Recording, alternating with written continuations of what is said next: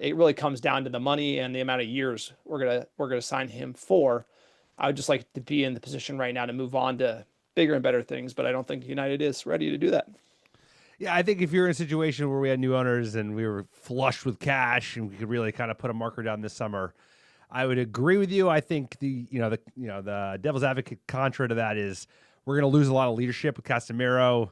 You might lose Bruno Fernandes. You don't know what's going to happen there. He definitely fits the good and cheap category. I think he's actually better than Delo or Shaw, but these injuries are compounding. They're getting worse. The hamstring injury, I think he plays a real good job, just heading the ball out against these kind of low block sides. But I agree. It's like would City re-sign Maguire? No.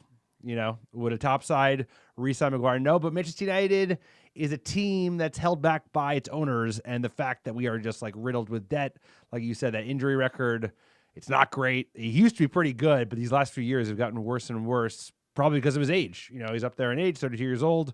It's not that old. I mean, you compare him to like James Tarkowski at Everton. He's 33. He's played 2,300 minutes. Maguire's played less than 800. That's this season. You look at the aerial duel percentage. Maguire is 96th percentile. Tarkowski 75th percentile. He's elite in the air. You got to give him that. Defensive duels, they're the same. You look at possession one. Tarkowski 70%. Maguire is 0%. He does not win the ball back. Progressive passes. Tarkowski 67th percentile. Maguire's 5th. Maguire, there's a lot of nostalgia that goes with him, but as far as look at the modern game, it comes down to the next manager.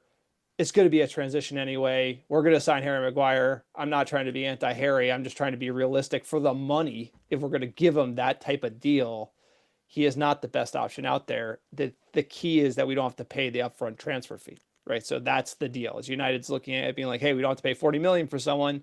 We can just extend his wages, punt it to the next guy. But you have to admit, looking at our center backs, so Heaven, Euro, De Ligt, Maguire, Martinez, De Ligt, Maguire, they're injury prone. Those are the guys who should be locked on. And then we have some youngsters that are tweeners. I think Heaven and Euro can improve to be the top guys, but they're not ready. And then we have this kind of weird injury issue with center back, and it doesn't help us play good defense. Look, we're shipping goals last year. We're still shipping goals this year. If Maguire was healthy, I would probably sign him up for another 2 years, but it's hard to know, especially with he just pulled up with a hammy.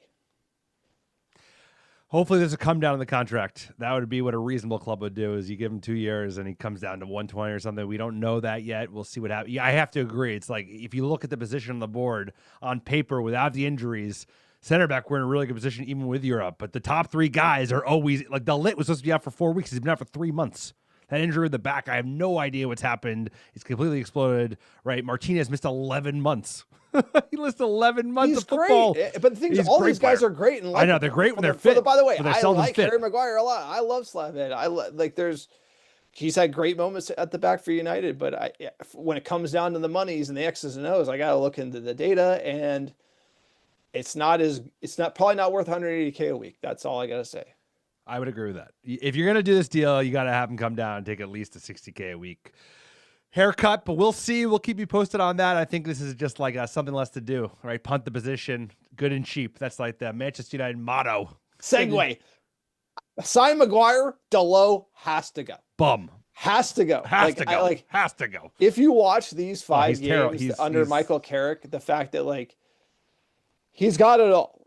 He's got it all. He's got the look. He can run. Except for this. He's got the tape. He's got the tape on the wrist. The tape. He's got but it's when Ahmad is running down the right-hand side today, and it's the attack is on, and he passes it to Delo, my heart sinks before it even happens, and then he passes it out of bounds. And it's those are the moments where it's you cannot. He kills the attack 75% of the time. When the ball goes to him in an attack, it ends. It ends with the other team getting it via a goal kick or a throw or just punting it away. It's he has to keep it simple and know that he does that. And it's driving me nuts. It's gotten to the level where someone should be talking to him about it, where it's no, pass it back to Ahmad, get it to Mbeumo, get it to Bruno Fernandes.